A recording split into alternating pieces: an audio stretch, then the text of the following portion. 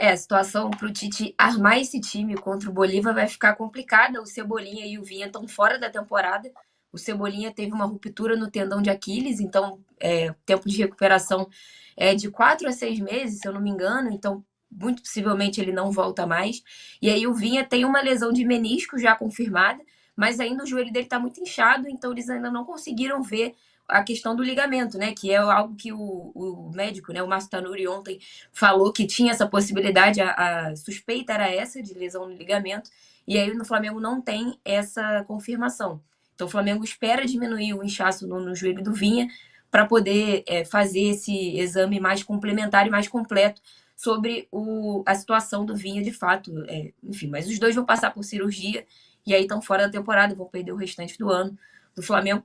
O que é muito decepcionante para o Flamengo, né? Porque o Cebolinha vinha bem, ele tem se lesionado muito, né, nos últimos tempos, mas ele, quando volta, ele é importante para o Tite. E o Vinha foi contratado por muito dinheiro para suprir um problema que o Flamengo tinha já da lateral esquerda, depois da saída do Felipe Luiz. O Ayrton Lucas não vinha bem, inclusive, ele não está bem de maneira regular. Ele fez um bom jogo contra o Palmeiras, por exemplo, mas ele não, regularmente, ele não está bem em todos os jogos. Mas é a esperança agora, né? O Flamengo ainda tem um tempo de janela pela frente, praticamente um mês aí pela frente. Não contratou ninguém até agora. A diretoria vai ter que se mexer. Até porque tem uma proposta pelo Wesley na mão. Tá bem perto, inclusive, dessa proposta ser concretizada. Ser concretizada, não. A proposta já está na mão, mas dessa venda ser concretizada. Então, o Flamengo teria que buscar reforços na lateral direita, na lateral esquerda, no ataque, no meio, que já está nesse processo. Enfim, são muitas coisas que o Flamengo agora vai ter que sentar e analisar. Vamos buscar reforços? Vamos buscar na base? O que a gente vai fazer agora? Porque ficou uma situação um pouco insustentável até de não contratar ninguém nessa janela. Tem também para o jogo do Bolívar o Bruno Henrique está suspenso, né? Porque ele foi expulso no jogo passado da Libertadores. E aí ele foi expulso, vai cumprir agora a suspensão. Então o Tite não tem um homem de ponta, né, para usar do jeito que ele gosta. Ele tem o Matheus Gonçalves, por exemplo, que pode usar.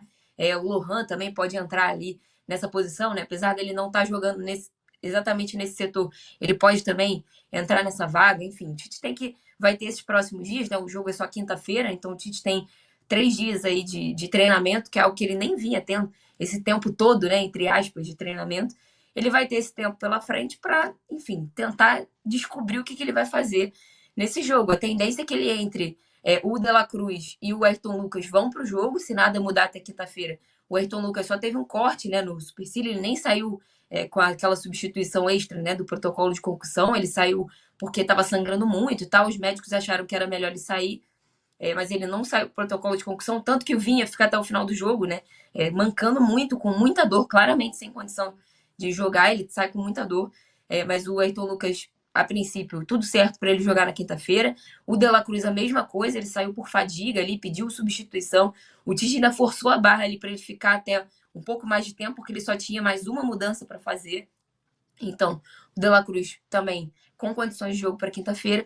E aí a tendência é que o Luiz Araújo entre, como foi a mudança ali quando o Cebolinha sentiu, que o Luiz Araújo entre e faça essa ponta ali para o Flamengo. Mas realmente, nessa fase da temporada, que todo mundo está muito cansado e que o time está precisando desesperadamente de substituições, né, para ali no final do jogo manter o gás, fica difícil a situação para o Tite, né? Lembrando que nas oitavas de final, o Flamengo não pode inscrever mais ninguém. Agora é só para as quartas, caso o Flamengo avance. Perfeito. Luiz Assar, muito obrigado pelas informações, como sempre, brilhante aqui conosco. Até a próxima. Valeu, Marinho. Valeu, PVC. Até a próxima. Abração. Luiz Assar conosco falando do Flamengo. Vamos rapidinho passar para o São Paulo, porque você está sentindo saudade dele, eu sei. Você está sentindo falta do André Hernan. Achou que ele não ia participar? Vai sim. Ele deixou um material do São Paulo que a gente vai rodar a partir de agora. Fala aí, Hernan.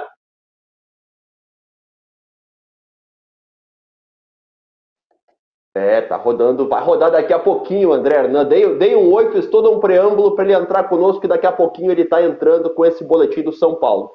O Hernan vai falar de Zubeldia, vai falar de arbitragem, temas que nós tratamos ao longo do programa aqui também. PVC, o Zubeldia é ou não é perseguido, hein? Porque ele tem tomado muitos cartões, eu anotei aqui rapidamente, São 13 amarelos e 2 vermelhos em 24 jogos. É cartão pra caramba, hein, PVC? 15 e 24. Não pode ser perseguido. Ele toma o cartão fora da zona da área técnica. Esse negócio da área técnica,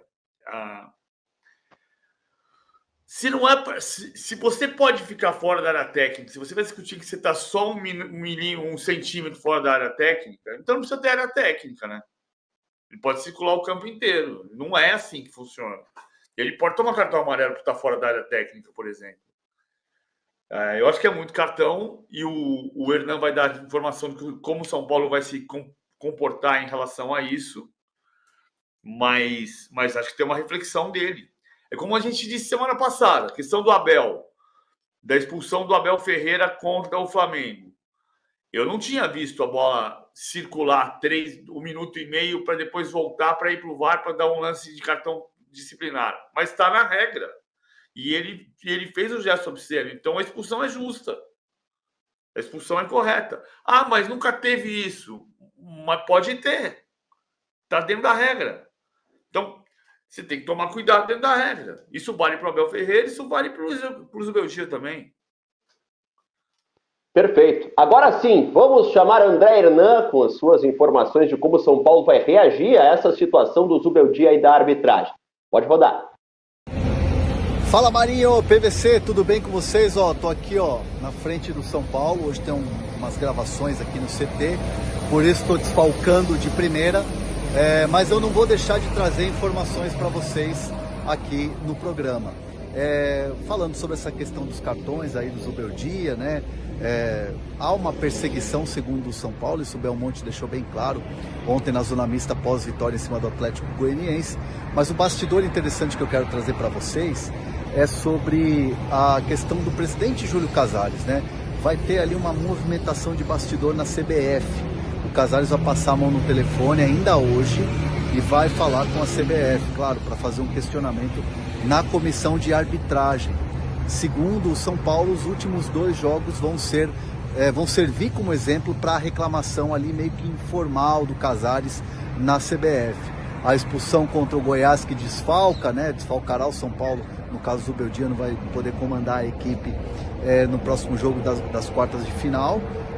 E esse jogo de ontem que tira o Zubeldia do jogo contra o Palmeiras lá no Allianz Parque. E as reclamações do exagero, né? No caso lá em Goiânia, ele tira o amarelo, dá o vermelho, e o São Paulo alega que o Zubeldia entrou em campo para tirar seus jogadores da confusão que estava sendo armada e que o próprio árbitro não teve pulso para segurar ali a questão que teve até torcedor jogando copo, aquela coisa toda, né? Então o São Paulo entende que o Zubeldia foi apenas afastar seus jogadores, acabou tomando cartão vermelho. E no jogo de ontem, poucas vezes ele saiu ali da área técnica e aí acabou que tomou um amarelo, sendo que o treinador do time adversário saiu várias vezes e não teve o critério. Então o São Paulo está entendendo que há um exagero da arbitragem em cima do Zubeldia. E isso tem uma causa, claro, de posicionamento de bastidor e principalmente um posicionamento interno de bastidor também, que acalma meio que os ânimos e o treinador se sente defendido, não só ali ligando para a CBF, tendo esse posicionamento meio que informal, mas também diante das câmeras no microfone, como fez o Carlos Belmonte. Valeu Marinho, valeu PVC, um abraço. Valeu, André Hernan trazendo esses detalhes do São Paulo pra gente, esclarecendo essa situação de arbitragem e a manifestação nos bastidores, que é sempre muito importante e necessária, até para o técnico se sentir protegido, né, PVC? Não sei se é como necessária, não. Até na sexta-feira, eu falei uma coisa aqui, que muito botafoguense ficou bravo da maneira como eu fiz, como se eu tivesse avalizado que você faça uma... Eu não avalizei ninguém. Eu só disse o seguinte, eu dei uma informação. Quando eu falei, o Palmeiras e o Flamengo têm agido com discrição em relação às reclamações da CBF. Ou seja, você passa a mão no telefone, liga e conversa. E não tá informando, e não avisa ninguém que está fazendo isso. Eu não estou dizendo que isso está certo. Eu estou informando que isso está acontecendo. O clube que informa que isso que está fazendo também está jogando para a galera. Então, quando o São Paulo diz, olha, vou telefonar para a CBF, Você não está dizendo para a CBF que você vai reclamar. Você está dizendo para a sua torcida que você está tomando uma atitude. E no fundo, as 2, ou as 3, ou as 4 maneiras, a do Palmeiras, a do São Paulo, a do Botafogo, a do Flamengo, as 4 levam para a mesma questão. Foi isso que eu disse na sexta-feira. Você dá pancada em cima do chefe da arbitragem, que vai dar uma pancada no árbitro, e o árbitro vai entrar em campo já pressionado. E isso piora a situação da arbitragem. Por isso que a gente pergunta assim, por que o Ramon Abate Abel apita bem a final olímpica e apita mal no Brasil? Porque lá ele está descansado e sem pressão. Uma das razões. E no Brasil ele nunca está descansado e nunca está sem pressão na PVC. Isso é uma grande verdade. Exatamente. Não tem como descansar. Sempre estão gritando uma pancada nele. Exatamente. Todo mundo tenta puxar para o seu lado um pouquinho. E eu quero puxar para a tela o meu querido Samir Carvalho, galáctico, para puxar o tema Corinthians aqui para a reta final do de primeira. O Corinthians que empatou com o Bragantino na rodada e que está em busca daquele jogador que coloque a bola na rede. Tudo bem, Samir? Bom dia. Bom dia, Marinho, PVC, aqui nos acompanhando de primeira. Realmente, o Corinthians empata, né, no último sábado contra o Red Bull Bragantino, no finalzinho, na boa estreia do Thales Magno, né, boa por conta do gol, mas o Corinthians não fez, né, uma boa partida novamente, não vai bem também no mercado da bola, porque não consegue fechar as contratações que vem tentando, e a gente vem comentando já na última semana. Situação do Corinthians muito preocupante. É claro que Sul-Americana, Copa do Brasil, tudo pode acontecer, porque nós falamos de mata-mata, mas no Campeonato Brasileiro, pegando a tabela, a sequência é pesada, viu, Marinho? O torcedor corintiano anda muito preocupado realmente em relação aí ao rebaixamento.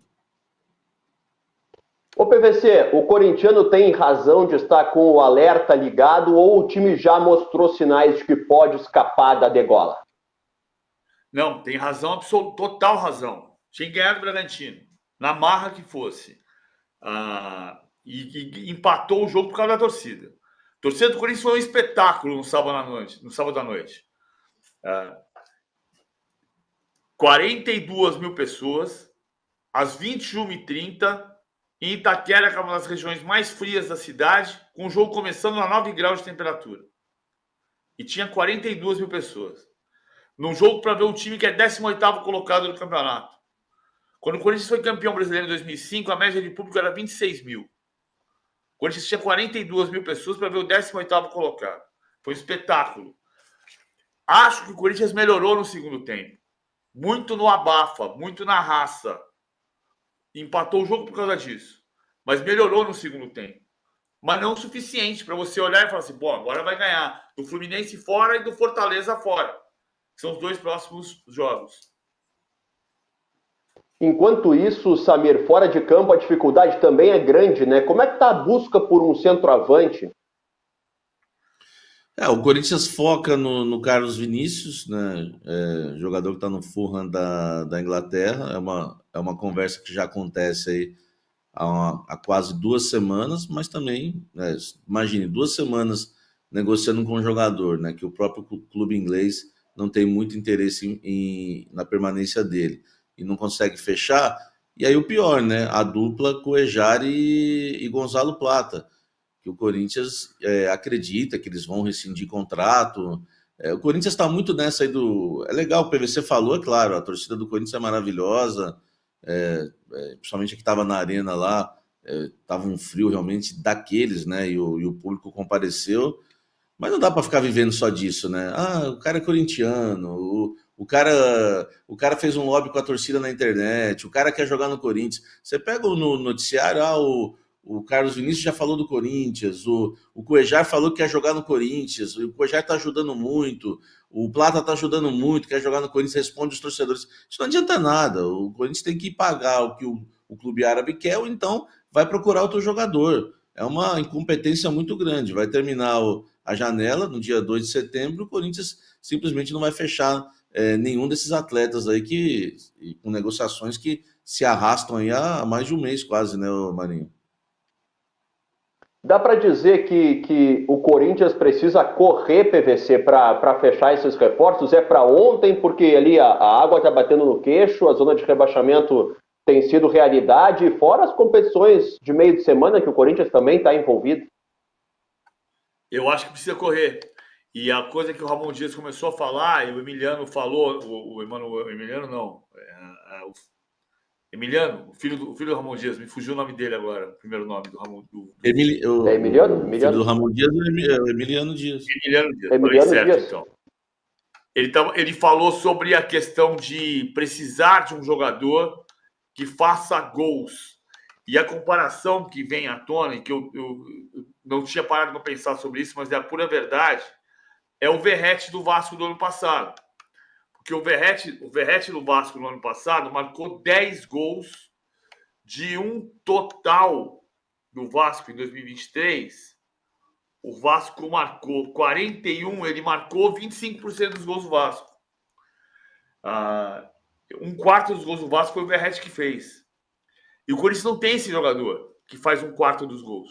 Não tem, não é o Yuri Alberto, que é o artilheiro do time na temporada, não é o Giovani, não é o Pedro Raul. Você não tem o cara que faça gol. E isso vai fazer muita diferença para tentar sair da 18ª posição. O Emiliano tocou nesse ponto na entrevista coletiva do sábado à noite, e ele tem razão. Precisa de um goleador, de um homem-gol. Ô Samir, qual é o prazo, hein? É o fechamento da janela, o prazo? Diga.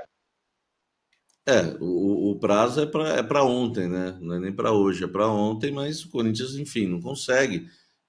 Ofereceu 8 milhões de dólares e o pessoal fala que aumentou a proposta para 9, para 10, eu não confirmei, mas né, vamos acreditar aí nos colegas. Em relação ao Gonzalo Plata, se chegou a 10 milhões de dólares, foi para o desespero total, né? Porque não é uma certeza, e não é o goleador aí que o PVC está citando. O Cuéllar também, enfim, é para ontem, mas não consegue. Corinthians, na verdade, o Marinho, PVC, os amigos, não sabe contratar, né?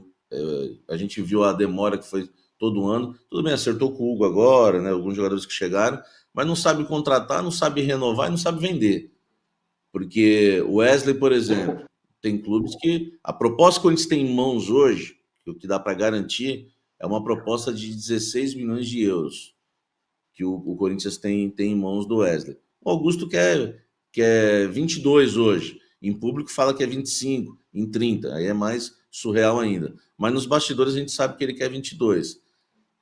Não vai vender por 25, esquece, não sabe vender, não sabe comprar e não sabe renovar. Porque o Fagner, como é que você renova com o Fagner? De novo, o Fagner com uma partida displicente por 2 anos. Não faz sentido. O Fagner tinha contrato até o final do ano. Como é que você chama ele? Como é que você adianta uma renovação e dá mais 2 anos para ele? 1 ano já seria questionável para um jogador que não joga futebol há 3 e dão mais 2 anos para ele. Então, não sabe renovar, vender e nem comprar. Essa é a verdade que vive o Corinthians hoje. A conta do Verratti é boa, Marinho. Sim, pergunta. Vai lá. Diga. Não. Diga. Pode ir lá. Eu vou fazer a comparação. O artilheiro do Corinthians no brasileiro é o Yuri Alberto. O Yuri Alberto fez 4 dos parcos 20 gols do Corinthians no Campeonato Brasileiro. Então, ele fez 20% dos gols do Corinthians de um ataque que é um fraco. 20%.